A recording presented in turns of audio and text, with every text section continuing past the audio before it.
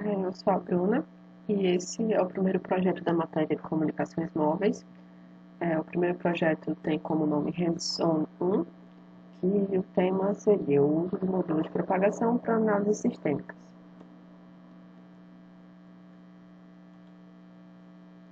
Então, os objetivos principais seriam executar os cálculos que o professor forneceu, que criam um grid hexagonal e fazem o cálculo de potência e calculam o voltage de potência.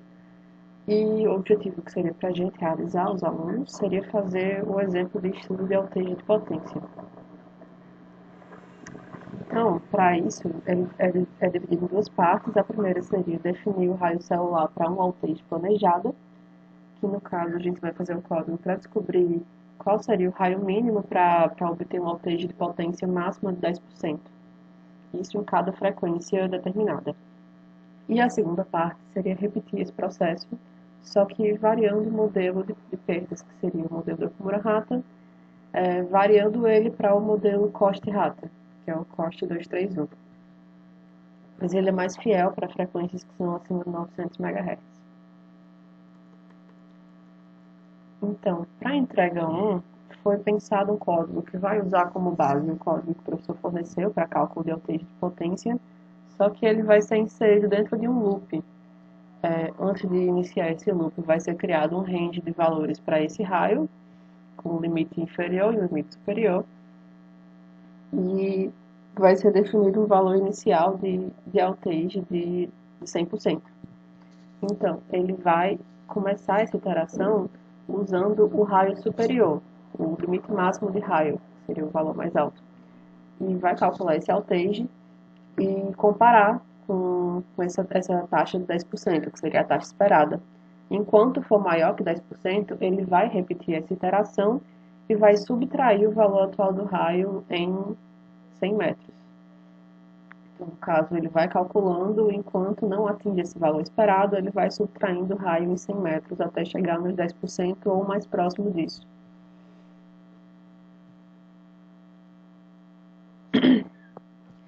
A segunda proposta, que seria a variação desse modelo de Okumura-Hata, vai realizar mudança em apenas uma linha do código, que é essa linha que calcula esse PL. Então, aqui seria o modelo de Okumura-Hata original, onde ele usa a altura da antena móvel, a frequência em megahertz, a altura da estação base e a distância entre essa estação base e o sistema móvel. Já no modelo Coste-Hata, ele segue essa mesma estrutura, só que são feitas algumas alterações nesses valores constantes. Por exemplo, esse primeiro valor aqui muda para 46,3. E esse fator que multiplica a frequência, ele aumenta um pouco. Antes ele era 26,16 e agora passa a ser 33,9. Então, nesse modelo, a frequência vai ter um peso maior no cálculo dessas perdas. Então, sendo assim, a alteração no código vai ser basicamente essa, desses pontos em vermelhos aqui. A linha original, que calcula MT, PL e DB, vai alterar esses dois valores, de 69 e 26, e vai inserir também um 3 no final, que também faz parte dessa equação do coste 231. Então, mostrando um pouco do código agora, esse aqui é a primeira parte. Como foi informado, ele vai começar criando esse intervalo de busca para DR. Eu coloquei como valor inicial de 5 km e o valor final de 20 km. Então, ele não vai procurar além disso. Então, ele começa da mesma forma que foi feito anteriormente com o professor, variando esse valor de frequência e calculando o voltage de potência. Ele também inicia com esse valor de voltage em 100, que é como uma taxa que vai determinar essa parada. Ele vai deixar um while aqui, enquanto essa taxa for maior que 10%, maior ou igual a 10%, ele vai repetir esse processo. Então, por isso ele tem que ser iniciado com um valor maior, senão ele não iria entrar nesse loop. Então, depois, daqui para baixo é o código que o professor forneceu, iniciando as variáveis e fazendo os cálculos das matrizes. E aqui embaixo, calculando esse voltage de potência e comparando ele com essa sensitividade. Então, caso o valor ainda não seja o esperado, ele vai fazer esse ajuste no DR, que é o valor do raio. Ele vai receber ele mesmo menos 1 vezes 10 elevado a 2, que seria 100, e vai repetir esse processo, calcular novamente essa taxa de outage. Enquanto não for aqui em cima maior ou igual a 10, ele vai repetir esse processo. E no caso, enquanto for maior ou igual a 10, ele vai repetir o processo. Na hora que for menor, ele vai interromper e vai exibir aqui embaixo a frequência da portadora que foi calculada, nesse caso, vai mostrar qual foi a taxa de outage obtida e vai mostrar o raio do hexágono que gerou esse valor. E aqui o segundo código, que é exatamente a mesma coisa, a única diferença vai estar aqui nessa linha. A gente vê que os valores que foram mostrados mudaram. Aqui entrou 33, 46 e ali no final também tem o 3. Certo? Eu vou simular os dois para mostrar os resultados aqui.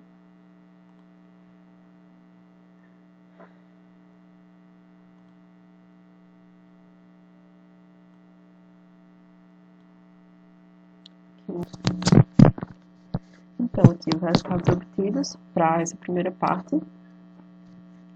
Para a frequência de 800, obteve uma taxa bem próxima dos 10%, com um raio de 10.500 metros. Para 900, obteve 9.700 metros. Para 1.800, 5.700. Para 1.900, obteve 5.500. E para o último caso, que é 2.100 MHz, obteve 5.100 metros. Lembrando que isso pode ficar mais preciso conforme a gente varia o passo ou mais impreciso conforme a gente aumenta esse valor do passo. Usando 100, a gente conseguiu chegar numa taxa bem próxima de 10%, então é um valor relativamente bom, mas pode tentar chegar aos 10% exatos colocando um passo de 10 metros, por exemplo. Só que isso ia demandar mais tempo de execução. E variando agora para o segundo código, que vai utilizar o modelo do Costin, a gente vai botando aqui o segundo modelo, que usaria o modelo Cost-Rata. A gente vai obter resultados diferentes. Bom, para o primeiro caso, que a frequência da portadora é 800 MHz, ele obteve um raio de 9.100 metros, com uma taxa de outage de 9,8%. Para a frequência de 900, obteve uma taxa de 9,7%, mais ou menos, e um raio de 8.100 metros. Para 1.800 MHz, chegou a 9,66% de outage, com um raio de 4.100 metros. O penúltimo caso obteve 3.900 metros e o último chegou até 3.500 metros, que seria um valor bem menor do que o proposto inicialmente, inclusive. Então, aqui, voltando para a nossa apresentação, tá? A comparação dos resultados. Então, utilizando o modelo Cost-Rata, a gente vê que o tamanho da célula seria bem menor para poder atingir esse outage esperado, que seria de até 10%. Então, tornariam os modelos mais precisos, né? E conclusões disso seriam, primeiramente, em relação ao raio de cobertura, que essas variações no parâmetro da fórmula podem levar a diferentes estimativas de raio em uma célula, o que é muito importante para obter um planejamento mais otimizado da rede. O segundo ponto seria na frequência, porque esse modelo ele é muito mais sensível à frequência utilizada, porque a constante que multiplica ele é maior. Então, isso deve ser considerado na questão de planejamento de redes multibandas ou então em atualizações na rede atual que envolveriam a mudança de frequência. O terceiro ponto seria o ajuste para ambientes específicos, porque o COST 231 ele é mais preciso quanto a isso. E o último ponto a ser observado seria essa taxa de outage, porque esse modelo mais preciso pode fornecer uma estimativa melhor dessa taxa, que é muito importante para manter a qualidade do serviço.